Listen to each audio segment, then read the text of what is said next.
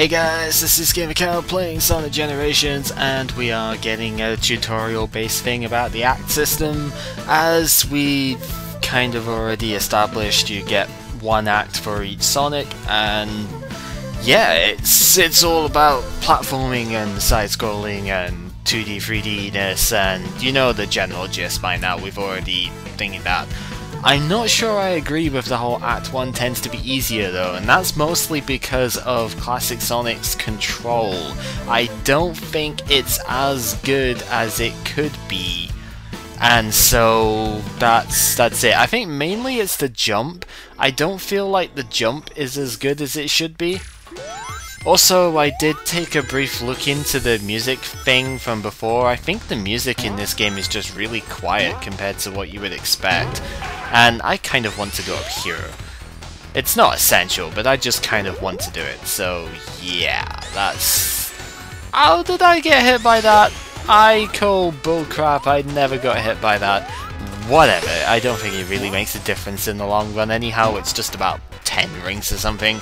Nobody cares about 10 rings, seriously. So yeah, this is Chemical Plant, and it's well, I mean, the Act 2 at least is pretty much still my favourite stage of the game, even though I've played them all quite a bit by now. It's an extra life over here, by the way. If my life count is different at all, then I kind of restarted my thing because I wasn't happy with the way the audio was on this. It's not playing badly or anything, there's none of that, it's just I wasn't happy with the way the audio sounded during this, so whatever, you know, that happens sometimes. So we're going down, and that's now into water territory. This is where athleticism does good, but you can kind of come up here and sort of break away stuff. I'm doing my best to actually avoid most of the red rings at the moment. I can't avoid all of them. Like, there's this one here, which I'm gonna actually deliberately jump over because I want to have it later. But there is at least 2 red rings that I can think of within the courses that are deliberately in your way, and there's no way that you can actually avoid them. So yeah, that's gonna happen. Oh, I know at least one, which is in the next course, but I'm sure there's at least another one in the game which kind of does get in your way, and that's that. But that is not something that we are going to be concerned with right now, because I'm planning on doing a red ring thing later, at least as much as I can. And yeah, that is generally it. So let's go ahead and switch acts. You can switch from here as well, you don't have to do it from there, and you can also do skill customization from here as well, so that's another good thing. Anyhow, this just shows you can change rails and stuff when grinding. I don't really need to know that right now. Also got the boost start there. Fun fact, you can actually go on the rails, or not the rails, but the platforms on the other side of that if you wish. So it's a really interesting first section that you can... There's like multiple ways around it doing it, and I kind of screwed up my turn there, but oh well. There's multiple ways around it, and there's just a ton of variety in all of the 2D stages. Well, not just the 2D ones, and all of modern Sonic stages as well. This is what it does better than Unleashed. I think I went on about this before. By the way, there was a red ring up there if you missed it, which you probably did because we're going pretty damn fast at that point, but yeah, there's a red ring down here somewhere as well. It is not possible usually to get all the red rings in one go. So even when I do come to like making red ring quote-unquote tutorials, I'm still going to have to do the stages more than once. That's just the way it goes. You've got to take multiple different paths in order to get the rings. It's what they've designed the game for. There's lots and lots of different paths. They're not always on the top path either, so don't just think that you'll be safe going on the top. And yeah, just a quick slide down there. I guess it's going up here, why not? You don't have to go this way, this is just the way I've decided. Those cannons, you fire from them by pressing the direction that you want to go in, and I got hit by spikes that I couldn't even freaking see there.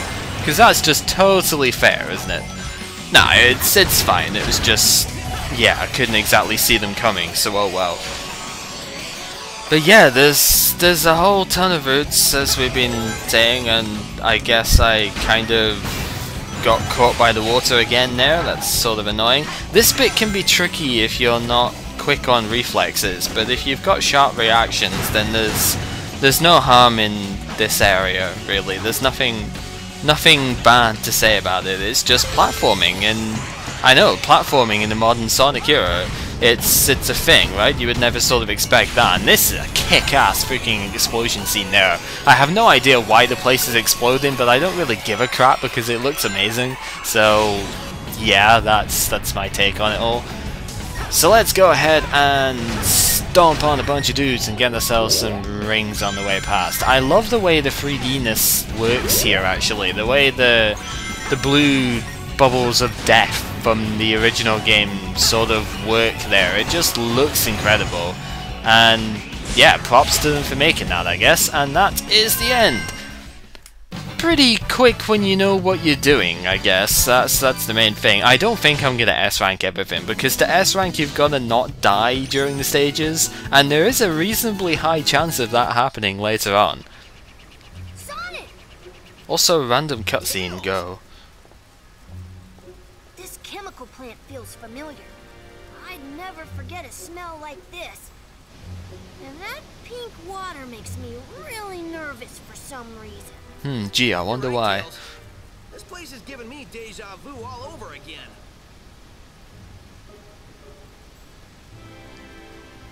I have to say now that the voice actors are generally really good for this game. I mean, I don't really like Shadow much. I'm too much of the previous Shadow. And what the hell is up with her face there?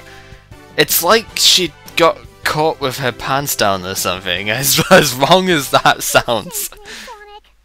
I was afraid I'd never be able to flirt with you again. Oh dear god. I hate her voice actor, by the way. I know Amy's always had an annoying voice, but nowadays it's just what the hell.